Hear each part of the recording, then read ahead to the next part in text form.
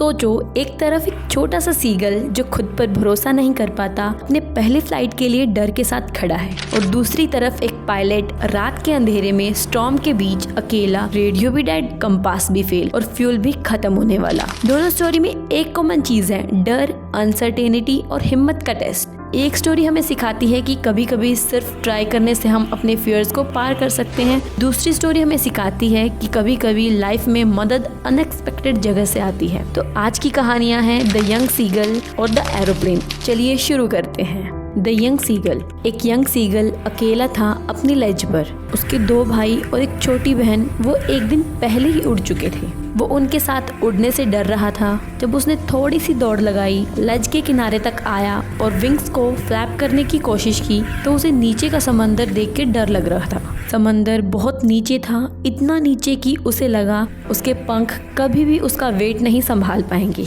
इसलिए वो अपना सर झुकाकर वापस अपनी छोटी सी जगह में भाग गया जहां वो रात को सोता था। इवन जब उसके भाई और बहन, जिनके पंख उससे भी छोटे थे, किनारे तक दौड़ लगाकर उड़ गए, तब भी वो हिम्मत नहीं जुटा पाया। उसके माँ बाप उसके पास आए, उसे डांटा, उसको धमकी दी कि अगर वो नहीं उड़ा तो उसे इसी लेज पर भूखा छोड़ देंगे, पर फिर भी वो अपनी जगह से हिल नहीं पाया। ये सब 24 घंटे पहले हुआ था। उसके बाद से कोई भी उसके पास नहीं गया। उसने अपने बड़े भाई को अपनी पहली हैरिंग मछली पकड़ते हुए देखा और चट्टान पर खड़े होकर खाते हुए भी। उसके माँ बाप उसके ऊपर चक्कर लगा रहे थे, सभी उसके डरपोक नेचर का मजाक उड़ा रहे थे। अब सूरज आसमान में ऊपर चढ़ चुका था और साउथ की तरफ वाली लेज पर तेज धूप पड़ रही थी। उसे एक गर्मी महसूस हो रही थी क्योंकि उसने पिछली रात से कुछ भी नहीं खाया था। उसने देखा उसके भाई बहन प्लेट्यू पर सो रहे थे और उसके पापा अपने पंख साफ कर रहे थे।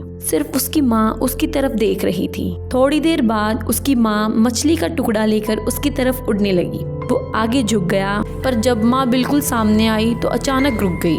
मछली बस थोड़ी सी दूर थी। भूख से पागल होकर उसने मछली की तरफ छलांग लगा दी। उसकी माँ ये सब जानबूझकर कर रही थी ताकि वो उड़ने की कोशिश करे। जोर की चीख के साथ वो नीचे गिर गया। एक भयानक डर ने उसे पकड़ लिया। अगले ही सेकंड उसके पंख खुल गए। अब वो गिर नहीं रहा था, वो उड़ रहा था। अब उसे डर नहीं लग रहा था। उसने पंख फ्लैप किए और ऊपर की तरफ सोर कर गया। उसका पूरा परिवार उसके साथ उड़ रहा था, घूमते, झुकते, ऊपर नीचे जाते हुए। वो सब भूल चुका था कि कभी वो उड़ नहीं पाता था। वो समंदर के ऊपर उड़ रहा था। उसके चारों तरफ उसका परिवार उसे बधाई दे रहा था। उसने अपनी जिंदगी की पहली उड़ान भर ली थी। यंग सीगल का सबसे बड़ा प्रॉब्लम ये नहीं था कि उसके पंख कमजोर थे।